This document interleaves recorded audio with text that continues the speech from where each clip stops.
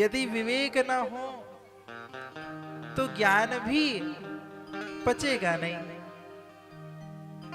ज्ञान खूब हो पर यदि विवेक न हो तो उस ज्ञान का कब कहां किस समय कैसा सदुपयोग करना है यह जीव नहीं जान पाता।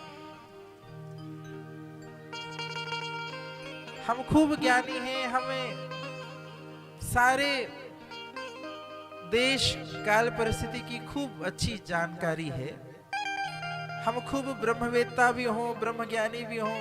श्री गोस्वामी तुलसीदास जी कहते हैं पूरे देश में, पूरे विश्व में जब उन्होंने सब लोगों को देखा तो यही देखा कि ब्रह्म ज्ञान बिनु नारी नर करहि न दूसर बात।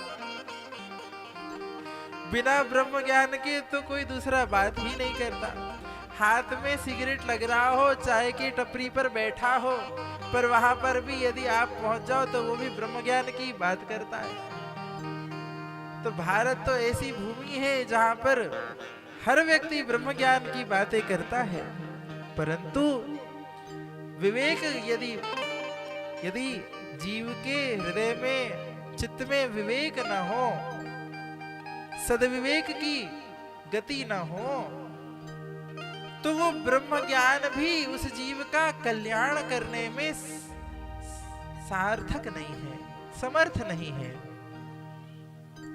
पर उपदेश कुशल बहु तेरे, जे आचरहित नर न घनेरे।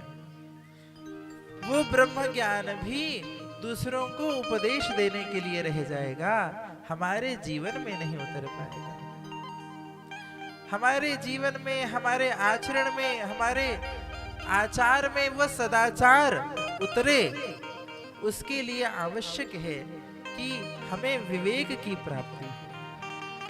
और उस विवेक की प्राप्ति के लिए, बुद्धि की, विवेक की प्राप्ति के लिए भागवत जी में तो स्पष्ट रूप से आया। श्री सुखदेव जी ने कहा है कि विवेक के लिए भगवान महादेव की उपासना करी जाए।